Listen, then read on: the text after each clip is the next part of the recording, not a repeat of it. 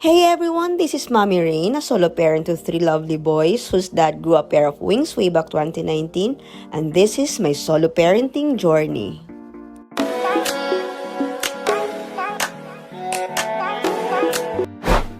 Hello po! Welcome to our Lipat Bahay vlog. Bali sa mga hindi po nakakaalam, wala na po kami doon sa bahay na tinitirhan namin dati nung nabubuhay pa yung daddy nila. We left the house last October 2021. Bali umuwi muna kami sa bahay ng parents ko. We stayed there for almost 2 years. And now we have decided to move out and to start all over again.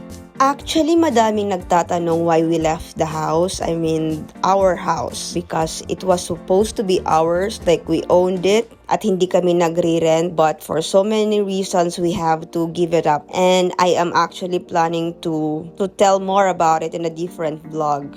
Anyway, this was last July. Bale, plinano ko talagang makalipat na ng bahay bago pa magpasukan. As you can see, the house is really small. This is actually a 1-bedroom apartment unit. As in, sobrang liit lang niya. Like, tamang-tama lang talaga for the 4 of us. As in, kapag may mga bisita kami, talagang nagiging super crowded na siya. Kaya sa labas na lang kami tumatambay. But nonetheless, I like it here. We don't really need that much space. Basta, as long as kasya kaming 4, okay na ako doon.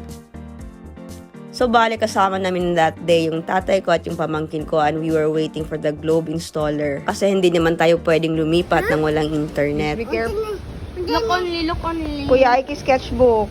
Do you want one as well? Pag big, No. pag big na ka ha. Oh, nice. Nice, Nice, Kuya Ike Buy na draw. one lang.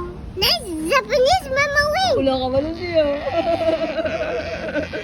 So, I really thought they're going to install the internet that day, pero nag-survey pa pala.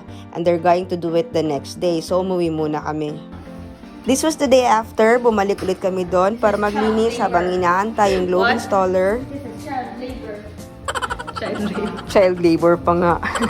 So, ayun na nga at naglinis kami ng bahay kasi ang plano is, kapag na-install that day ang internet, ay lilipat kami agad kinabukasan.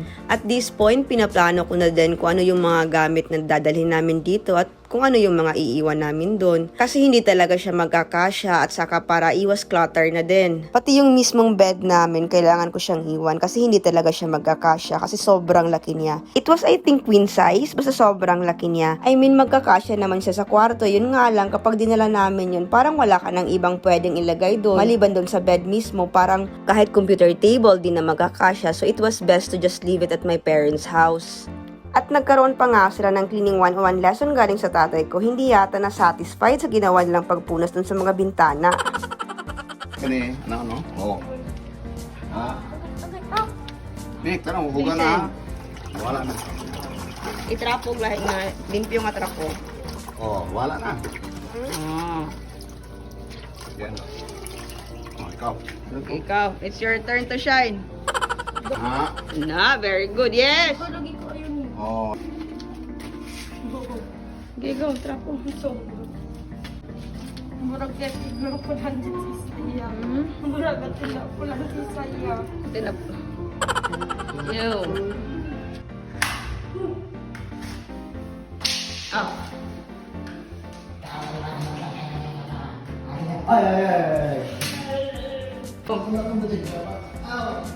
I just want aircon. The only thing is that I want an aircon there and then computer there so I can draw. Ito mo Murag at pasensya si sa gate sa gawas.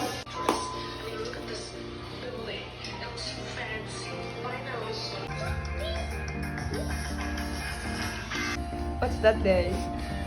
the joke is on how in like RPG MMO games, the male races are always like big and buff, but the female ones are always like extremely feminine. Okay. What?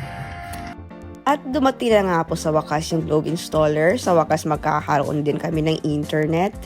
At yun at na-install na nga po siya. The internet is now up and running. For those who do not know, I am an online freelancer. I had been doing online freelancing for more than 10 years now. Bali nagsimula kami mag-freelance nung hindi ko pa pinagbubuntis sa Kael. And Kael is 12 years old now. So yeah.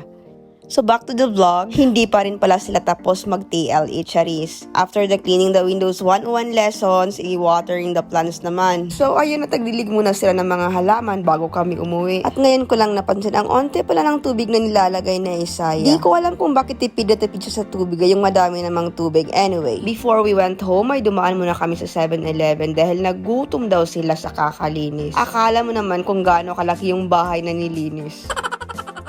Alis mo na yung kalamansi.